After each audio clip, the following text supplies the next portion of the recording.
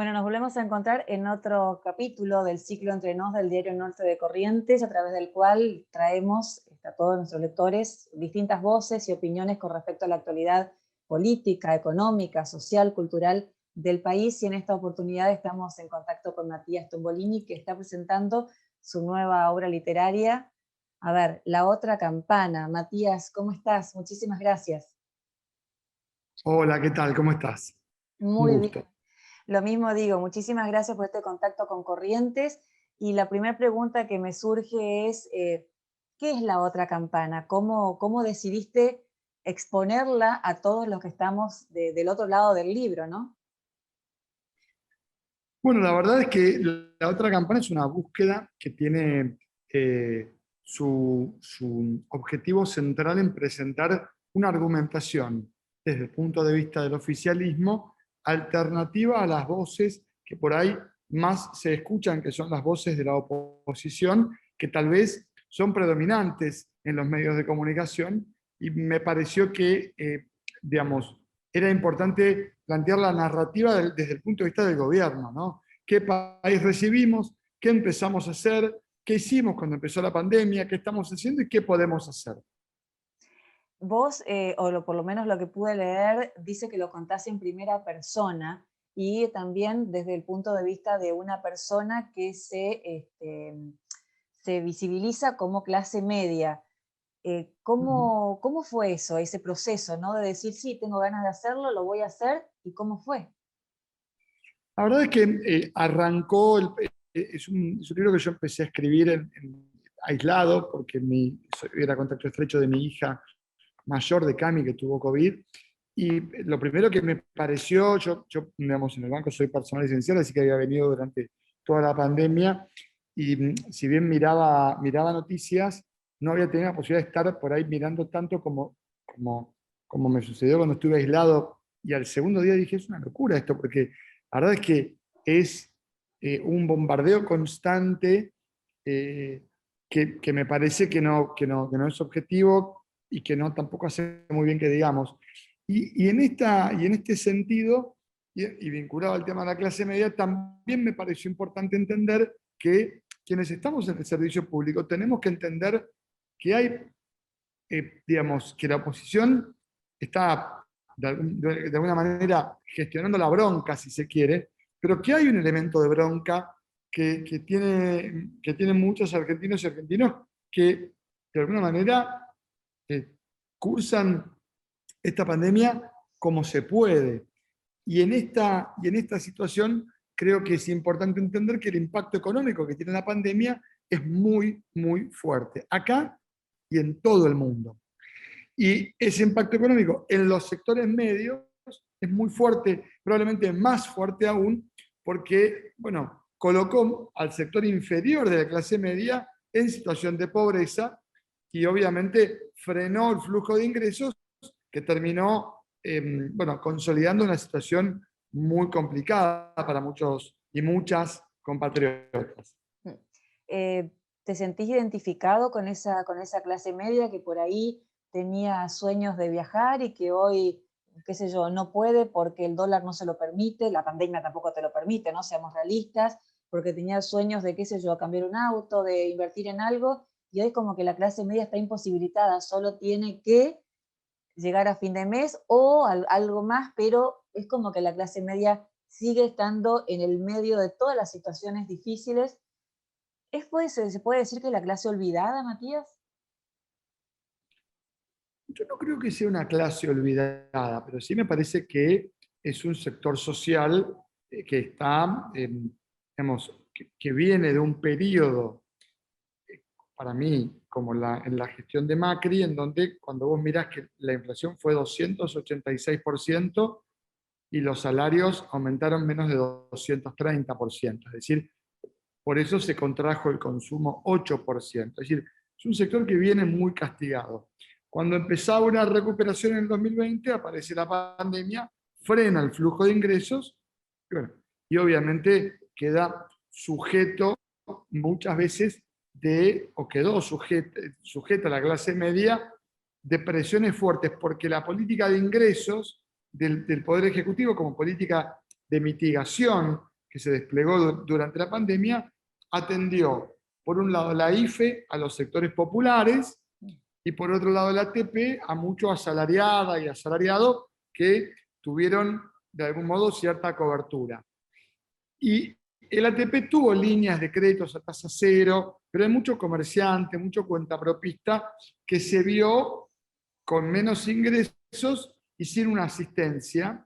Bueno, y ahí creo que hay un tema que tiene que encontrar una respuesta en una recuperación que la Argentina en el 2021 empezó a transitar, pero que hasta que no se consolide no la vamos a ver. Y por eso digo que es un sector muy castigado y al que tenemos que escuchar, porque quienes estamos en el servicio público, vos me pagás el sueldo a mí como servidor público para que yo trate de resolver tus problemas, no para que te los haga más graves.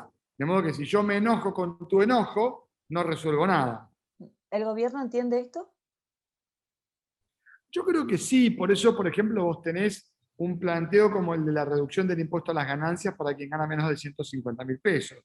O vas a tener 1.210.000 personas en la Argentina y prácticamente todos los jubilados del país que dejan de pagar impuesto a las ganancias.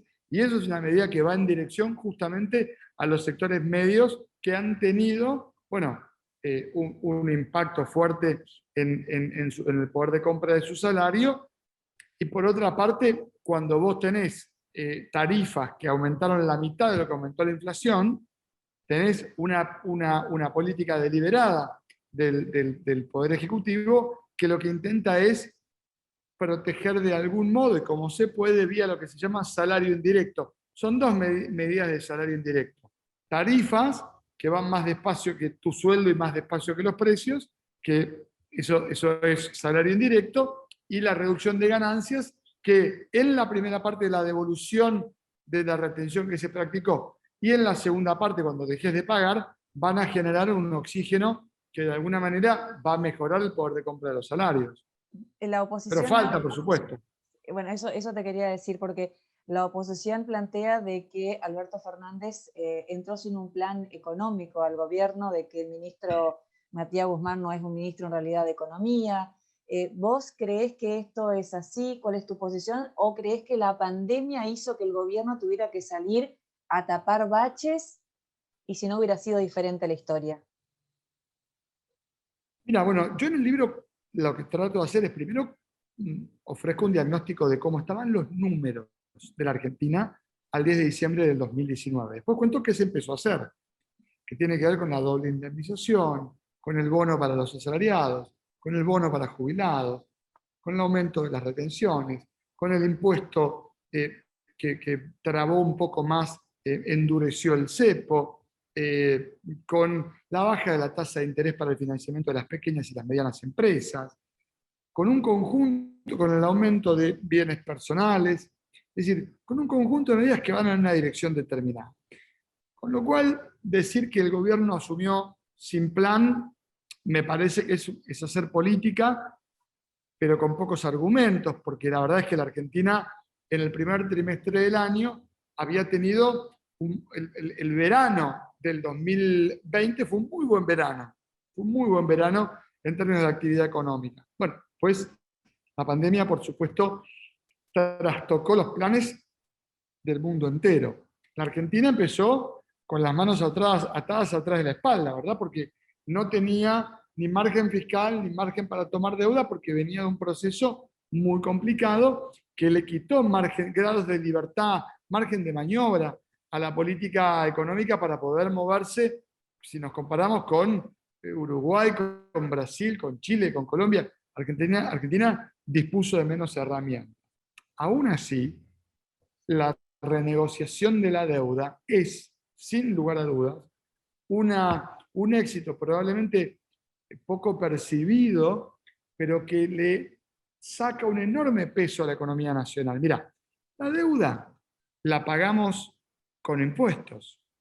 Y si vos renegociás la deuda achicando el monto y mejorando los plazos, lo que terminás es generando un alivio sobre la espalda de todos nosotros. Entonces, eso claramente representa una mejora en los términos de lo que supone la capacidad para desarrollarse de la economía argentina. Y además le quita presión a la posibilidad, al requerimiento de necesidad de dólares que tiene nuestra economía. Digo, para poner uno de los elementos arriba de la mesa de una economía que ya este año está rebotando a una velocidad que nos va a dejar creciendo entre 5 y 7%, y que me parece que en ese sentido presenta, digamos, un matiz que sintetiza un plan de gobierno que se expresa en el presupuesto y políticas de mitigación que lo que atienden es justamente una restricción global sobre la economía en general. Vos pensás, por ejemplo, en la Argentina el 7% del PBI lo explica el turismo, ¿sí? Entre 5 y 7%. Los flujos globales de turismo tuvieron como un paro cardíaco, solamente por mencionar un tema. Por otro lado, tenemos muy buenas noticias con el precio de la que la Argentina le vende al mundo, con el precio de los granos. Bueno, sí, pero en el balance todavía la economía sigue siendo algo que presenta muchas incertidumbres desde el punto de vista de la estructura global, y ahí la Argentina necesita primero despejar o generar esa inmunidad de rebaño que solamente consiguieron 3, 4 países en el mundo que han podido levantar las restricciones de manera total, para poder volver a desarrollarse. Y si te digo inflación, Matías, ¿qué me decís? Desafío, sin dudas que la inflación representa un desafío clave para la economía en la Argentina y de alguna manera tiene desde el abordaje del gobierno nacional luces y sombras. Es decir, Argentina tuvo en 2020 una inflación 15% más baja que en 2019, cuando los pronósticos eran repetir la inflación del 19, recordemos una inflación que estuvo arriba del 53%, tuvo una inflación más baja, y tiene este año un abordaje que hace sentido al diagnóstico que hizo nuestro ministro, la multicausalidad, que sobre dónde se asienta. Uno, el financiamiento monetario del déficit fiscal. Argentina está recortando el déficit fiscal y por lo tanto recortando la necesidad de financiamiento monetario de dicho déficit. Dos, administración del tipo de cambio. Está tratando de administrar su tipo de cambio para que no haya presiones inflacionarias de la mano de la devaluación. Tres, precios regulados. Los precios regulados que se movieron a una velocidad que es la mitad de la velocidad de la inflación promedio de la Argentina, bueno, sigue justamente siendo motivo de discusión para que vayan más despacio los precios que la inflación y mucho más despacio que los salarios. Cuatro, coordinación de expectativas macroeconómicas. Esto es, alinear expectativas de precios y salarios de empresarios y trabajadores para intentar encontrar un sendero de desinflación, es decir, un sendero que encuentre cierto acuerdo para que vaya descendiendo la tasa de inflación poco a poco de aquí en adelante. Y enfrenta desafíos, es decir, si nosotros necesitamos estresar más las cuentas del Estado porque no encontramos de pronto manera de financiar una política de ingresos necesaria porque volvemos a una estancia de cierre, bueno, probablemente eso genere presiones que, no ayudan a la hora de encontrar un sendero de desinflación en la Argentina. Del mismo modo que si no encontramos la posibilidad de acordar entre empresarios y trabajadores una estrategia para alinear expectativas de cara al futuro, bueno, aparecen tensiones en donde el gobierno dice, bueno, si nosotros acordamos una canasta de productos y vos no me cumplís, entonces yo te tengo que controlar. Bueno, en eso está hoy el gobierno en el contexto de un tiempo distópico, ¿no? Porque no es lo mismo abordar el problema de la inflación con un país que tiene recursos que hoy no tiene, porque heredó una economía muy difícil, y no es lo mismo abordar el tema de la inflación en un tiempo de tranquilidad que en un momento único en 100 años, como es el tiempo de la pandemia. Matías, bueno, la mayoría de los investigadores y demás hablan de que para uno poder hablar del momento que está viviendo hoy necesitamos 10 años de revisión y demás. Vos lo hiciste en tiempo real. ¿cómo te enfocaste para hacerlo y para presentar este libro? Mira, a medida que fuimos transitando todo este proceso, el libro arranca sobre finales de agosto, a mediados de agosto del 2019. Yo tengo la costumbre de ir tomando nota, ir registrando lo que me pasa y lo que veo, lo que pasa en Argentina. Así que fue sintetizar ese trabajo como de diario personal, que de alguna manera el libro está relatado muy en primera persona, de impresiones, de lo que me pasó cuando me junté con Alberto y me ofreció sumarme a esta propuesta de coalición de gobierno que lidera hoy la Argentina, y por otra parte, bueno, tratando de contraponer y de ordenar las medidas que tomó este gobierno versus su alternativa, y me pareció que allí había un desafío. Y después, la última parte, que tiene que ver con la reconstrucción, en donde yo propongo un conjunto de medidas pero no para salir de la pandemia, sino para pensar el futuro post-pandémico, es la expresión de lo que yo quiero para mi país. ¿Y qué es lo que querés? Contanos un poquito, adelantanos un poquito del libro para, bueno, que después el que quiera leerlo, que lo lea, ¿no? Adelantanos algo. Mira, yo creo que yo sueño con una Argentina que, una vez atravesada esta tormenta inesperada, pueda ordenar su desarrollo en torno de un modelo productivo en serio. Y esto tiene que ver con 4 o 5 vectores de desarrollo nacional, el turismo, la energía en términos de hidrocarburos y minería sustentable, la economía del conocimiento y obviamente los agronegocios como un vector central también del desarrollo nacional, para mencionar algunos de los principales vectores de desarrollo que para mí tiene que tener nuestra economía, que tiene 2 columnas, la cordillera de los Andes y el Paraná, ¿no? Claramente allí se debe asentar el desarrollo nacional. Más turismo, más, obviamente también te decía, economía del conocimiento. Ahora, el gran proyecto de la Argentina para mí transita por el sueño que yo tengo de tener un plan nacional de viviendas, de 1 millón de viviendas para la Argentina, con un financiamiento que suponga un pacto social intergeneracional. Es decir, no un plan de crédito hipotecario, porque cuando vos, digamos, el crédito hipotecario atiende el problema de vivienda de los sectores medios, que también es un problema para atender, pero ese es un mercado que se atiende cuando vos lográs reducir la tasa de inflación, encontrás gente que deposita, y entonces hay un mercado para poder prestar ese dinero. Yo pienso en la vivienda social, pienso en la concentración demográfica más complicada que tiene la Argentina, y en 1 millón de viviendas sociales de 60 metros cuadrados, en lotes de 10 por 10, que requieran 20.000 hectáreas de tierras fiscales, que tiene un costo de unos 40.000 millones de dólares. Y digo, si Argentina creció la deuda externa de nuestro país 100.000 millones de dólares en el gobierno anterior, y no vemos ni una ruta, ni un puente, ni una escuela que nos haya dejado ese proceso, ¿por qué no pensar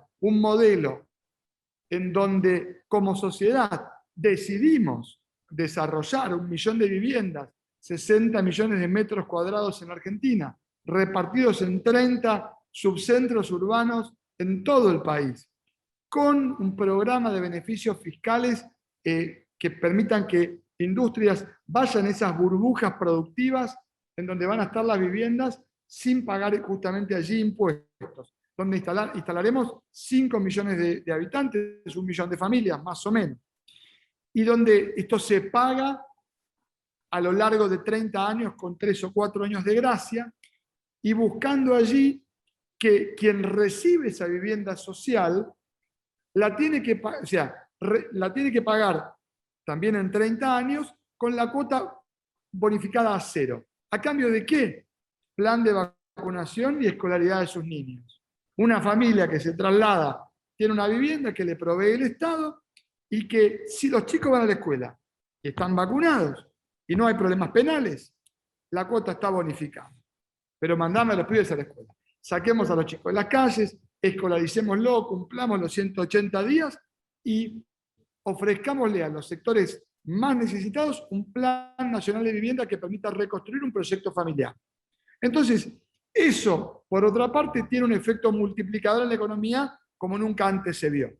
Y no es que es un proyecto utópico, porque pensar en viviendas que tienen un valor de mercado para el que la construye, que se le paga unos $40.000 por unidad, estamos hablando de unidades cuyo costo probablemente esté en 30.000, y que va a generar un incentivo para que alguien venga, lo produzca y reciba un bono del Estado que le paga el 80% contra la recepción de la unidad y 20% un año después que vemos que la casa funcione, no se agujerean los caños y no tenemos ese tipo de problemas. Coordinando con las provincias que llegue la infraestructura, generando justamente una propuesta productiva con beneficios fiscales para las fábricas que se quieran instalar cerca de sus 30 polos productivos que impulso como parte de las propuestas que están planteadas en el final del libro. ¿Cómo hacemos para los lectores, cómo hacen en realidad para, bueno, leer completita esta campana tuya? Bueno, la otra campana la pueden conseguir en todas las librerías del país. Este lunes llegó a la zona metropolitana, seguramente estará llegando entre hoy mismo y la semana que viene a todas las librerías de la Argentina. También en Galerna, tienda galerna.com.ar o Galerna, que es la editorial, pueden comprarlo por internet o en las distintas plataformas digitales. Ponen Matías Tombolini, la otra campana, y les llega, calculo que en el día o al otro día el libro a vuestras casas. También hay versión digital. Matías, muchísimas gracias, muy amable. Gracias a vos por la oportunidad, que tengas un buen fin de semana.